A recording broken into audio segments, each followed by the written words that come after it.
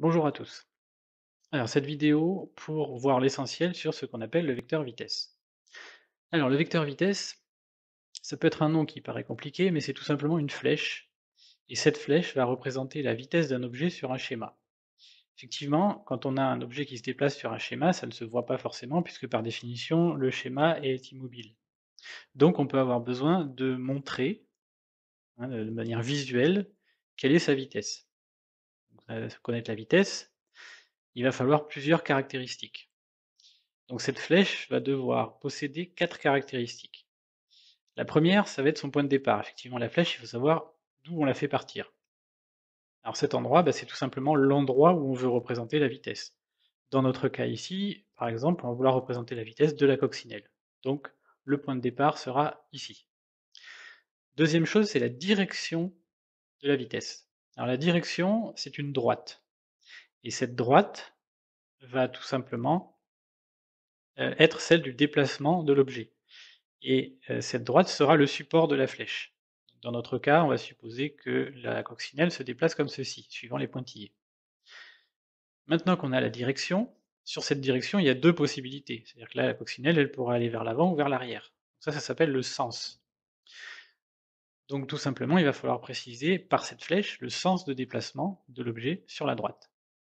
Donc ça veut dire que là, pour l'instant, on pourrait dire qu'on a, voilà, la coccinelle qui se déplace vers l'avant, vers le haut comme j'ai marqué, suivant la flèche verte, qui est bien suivant les pointillés et dans le sens vers l'avant. La dernière chose qu'il faut faire figurer, ça va justement être la valeur de la vitesse. Et cette valeur de la vitesse va être représentée par la longueur de la flèche, tout simplement. Plus un objet va vite, plus la flèche sera grande. Plus un objet va doucement, plus la flèche sera petite. Et pour quantifier ça, on va utiliser une échelle qui permet donc de calculer la longueur de la flèche ou de calculer la vitesse si on a déjà la flèche. Dans notre cas, sur le schéma, si on prend une échelle où on dit que 1 centimètre représentera 2 km/h et que la coccinelle, se déplace à 8 km/h, ça veut dire qu'on aura une flèche, hein, comme 8 km/h c'est 4 fois plus grand que 2 km/h, on aura donc une flèche de 4 centimètres. Donc si on regarde, on a bien une flèche vers l'avant, dans la direction vers le haut, qui part de la coccinelle, qui a 4 centimètres de longueur et suivant l'échelle, comme 1 centimètre c'est 2 km/h, 4 centimètres c'est 4 fois plus grand, donc 4 fois 2, 8 km/h. Voilà. Avec cette flèche, on a représenté la vitesse de la coccinelle à cet endroit. Alors on pourrait avoir une autre situation, hein, c'est-à-dire que, au lieu d'aller vers l'avant, si on considère que la coccinelle se déplace en crabe, c'est-à-dire vous voyez les pointillés ici qui sont donc en latéral, on se déplace en crabe, donc effectivement, comme ça on pourrait dire: «Mais elle va à droite ou elle va à gauche? Puis après à quelle vitesse?» Donc on peut supposer qu'elle se déplace donc sur les pointillés, vers la gauche, et si on nous dit que la flèche mesure 2 centimètres et que notre échelle, c'est la même que tout à l'heure, 1 centimètre représente 2 km/h, on peut arriver à trouver la vitesse de la coccinelle. 2 centimètres, donc c'est 2 fois plus grand que l'échelle, donc 2 fois 2 km/h, ça fait 4 km/h.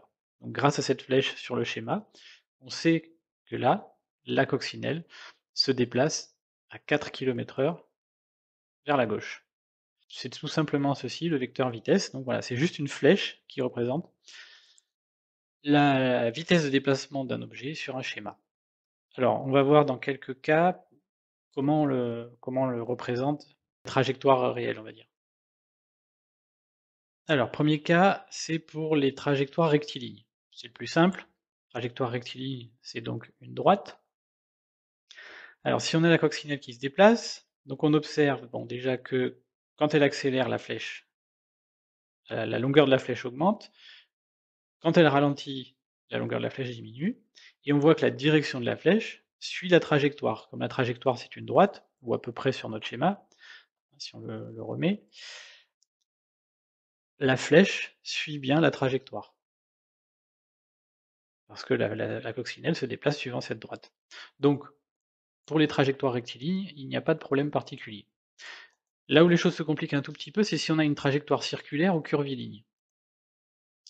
Alors dans ce cas, on va observer la coccinelle qui se déplace, donc on observe toujours que quand elle va plus vite, la flèche s'allonge, quand elle ralentit, la flèche se raccourcit.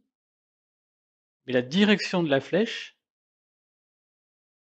ne suit pas la trajectoire. C'est-à-dire une flèche, c'est forcément droit et là, la trajectoire est courbe. Donc on ne peut pas faire suivre exactement la trajectoire par la flèche. Donc on va dire que la flèche est tangente à la trajectoire. Alors tangent à la trajectoire, qu'est-ce que ça veut dire?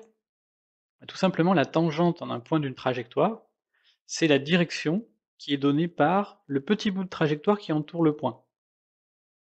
Alors, on va préciser un petit peu.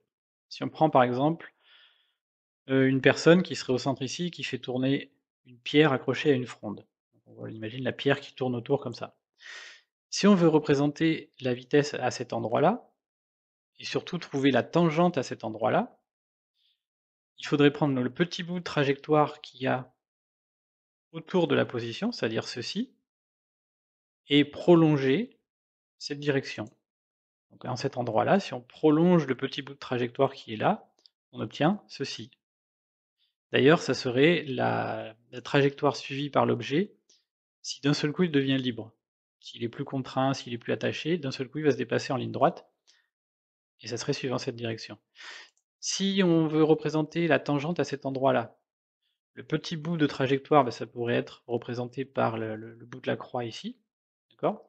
Donc la tangente serait suivant cette direction.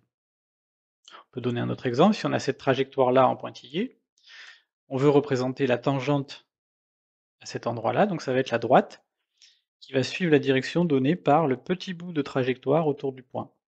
Donc ça serait celle-ci. Et un dernier exemple, voilà, si on veut tracer la tangente à cet endroit-là, le petit bout de trajectoire, là, il va être vertical. Voilà. Donc voilà ce que c'est la tangente à la trajectoire. Donc, dans un mouvement circulaire ou curviligne, quand on veut représenter la direction de la flèche, il faut trouver la tangente à la trajectoire. On lance le mouvement, donc on observe que voilà, quand c'est rectiligne, le vecteur vitesse est bien parallèle à la trajectoire, il est sur la trajectoire, et quand on va aborder un mouvement curviligne ou circulaire, voilà, à cet endroit-là, on prend la tangente à la trajectoire, et c'est la direction qui est suivie par le vecteur vitesse. On peut continuer un peu plus loin, on le voit ici, à la position de la coccinelle, on prend la tangente à la trajectoire, ça nous donne la direction de la vitesse. Et ça, en n'importe quel point de la trajectoire. Voilà. Ce qui veut dire comme ça, on peut n'importe où sur la trajectoire, ici, ben, on peut connaître, il nous manque juste l'échelle, quelle est la direction de la vitesse et quelle est la vitesse de la coccinelle sur le schéma, même si ça ne bouge pas, on peut arriver à s'en rendre compte.